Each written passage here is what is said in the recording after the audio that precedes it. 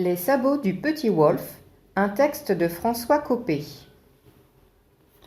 Il était une fois, il y a si longtemps que tout le monde a oublié la date, dans une ville du nord de l'Europe dont le nom est si difficile à prononcer que personne ne s'en souvient, il était une fois un petit garçon de 7 ans, nommé Wolf, orphelin de père et de mère, resté à la charge d'une vieille tante, personne dure et avaricieuse, qui n'embrassait son neveu qu'au jour de l'an, et qui poussait un grand soupir de regret chaque fois qu'elle lui servait une écuillère de soupe. Mais le pauvre petit était d'un naturel si bon qu'il aimait tout de même la vieille femme, bien qu'elle lui fît grand-peur et qu'il ne pût regarder sans trembler la grosse verrue ornée de 4 poils gris qu'elle avait au bout du nez. Comme la tante de Wolf était connue de toute la ville pour avoir pignon sur rue et de l'or plein un vieux bas de laine, elle n'avait pas osé envoyer son neveu à l'école des pauvres.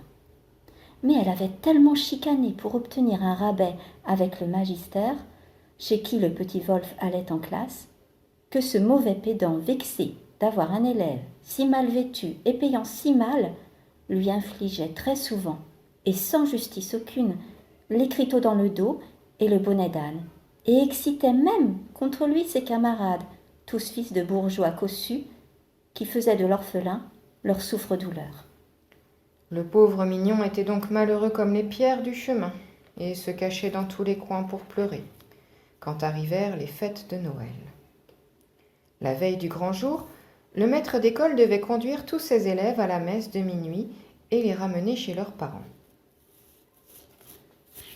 Or, comme l'hiver était très rigoureux, cette année-là, et comme depuis plusieurs jours il était tombé une grande quantité de neige, les écoliers vinrent tous au rendez-vous chaudement empaquetés et emmitouflés, avec bonnets de fourrure enfoncés sur les oreilles, double et triple vestes, gants et mitaines de tricot, et bonnes et grosses bottines à clous et à fortes semelles.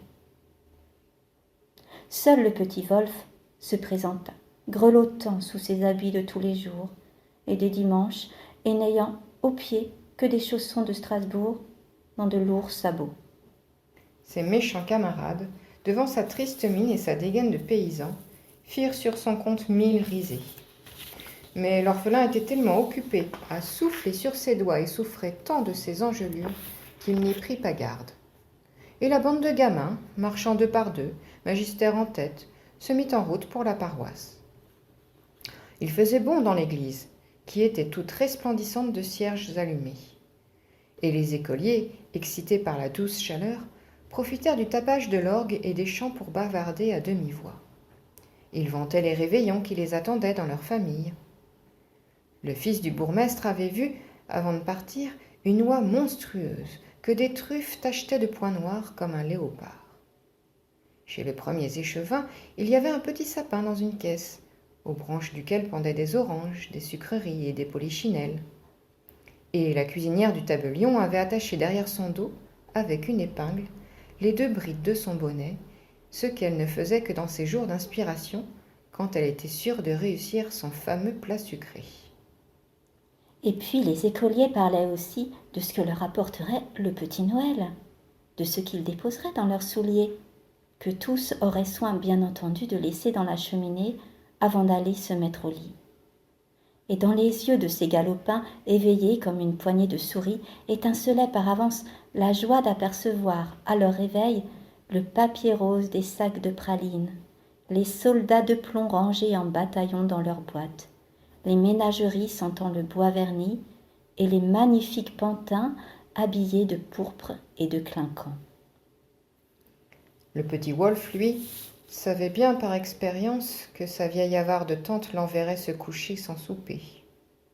Mais naïvement, et certain d'avoir été toute l'année aussi sage et aussi laborieux que possible, il espérait que le petit Noël ne l'oublierait pas, et il comptait bien, tout à l'heure, placer sa paire de sabots dans les cendres du foyer.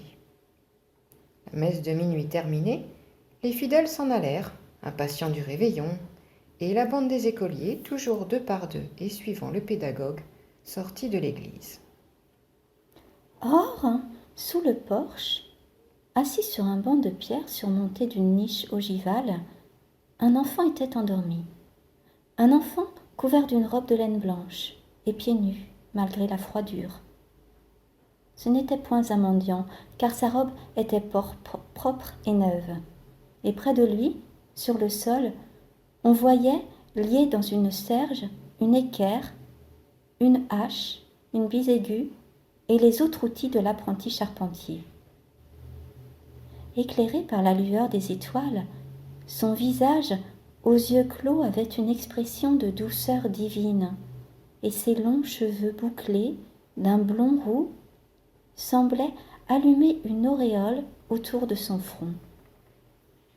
Mais ses pieds d'enfant bleuis par le froid de cette nuit cruelle de décembre faisaient mal à voir. Les écoliers, si bien vêtus et chaussés pour l'hiver, passèrent indifférents devant l'enfant inconnu. Quelques-uns même, fils des plus gros notables de la ville, jetèrent sur ce vagabond un regard où se lisait tout le mépris des riches pour les pauvres, des gras pour les maigres. Mais le petit Wolf, sortant de l'église le dernier, s'arrêta tout ému devant le bel enfant qui dormait. « Hélas, se dit l'orphelin, c'est affreux. Ce pauvre petit va sans chaussures par un temps si rude. Mais ce qui est encore pis, il n'a même pas ce soir un soulier ou un sabot à laisser devant lui pendant son sommeil, afin que le petit Noël y dépose de quoi soulager sa misère. » Et emporté par son bon cœur, Wolf retira le sabot de son pied droit, le posa devant l'enfant endormi, et comme il put, tantôt à cloche-pied, tantôt boitillant et mouillant son chausson dans la neige, il retourna chez sa tante. « Voyez le vaurien !» s'écria la vieille, pleine de fureur au retour du déchaussé. « Qu'as-tu fait de ton sabot, petit misérable ?» Le petit Wolf ne savait pas mentir, et bien qu'il grelottât de terreur en voyant se hérisser les poils gris sur le nez de la mégère, il essaya tout en balbutiant de conter son aventure. Mais la vieille avare partit d'un effrayant éclat de rire. « Ah ! Monsieur se déchausse pour les mendiants. Ah, monsieur des pareils, sa paire de sabots pour un va nu-pied. Voilà du nouveau, par exemple. Eh bien, puisqu'il en est ainsi, je vais laisser dans la cheminée le sabot qui te reste. Et le petit Noël y mettra cette nuit. Je t'en réponds, de quoi te fouetter à ton réveil. Et tu passeras la journée de demain à l'eau et au pain sec. Et nous verrons bien si la prochaine fois tu donnes encore des chaussures au premier vagabond venu. » Et la méchante femme, après avoir donné au pauvre petit une paire de soufflets, le fit grimper dans la soupente où se trouvait son galetas. Désespéré, l'enfant se coucha dans l'obscurité et s'endormit bientôt sur son oreiller trempé de larmes.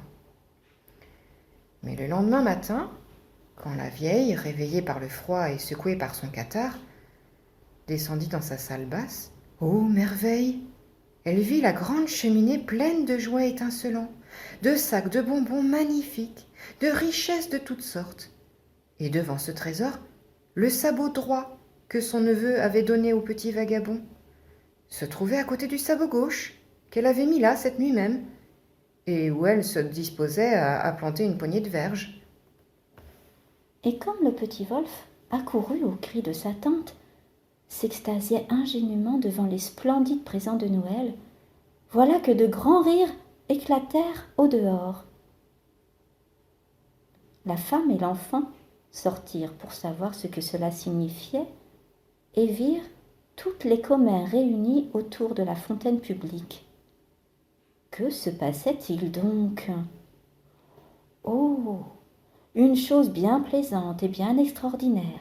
Les enfants de tous les richards de la ville, ceux que leurs parents voulaient surprendre par leurs plus beaux cadeaux, n'avaient trouvé que des verges dans leurs souliers.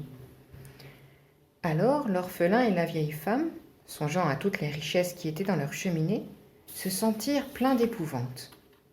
Mais tout à coup, on vit arriver monsieur le curé, la figure bouleversée.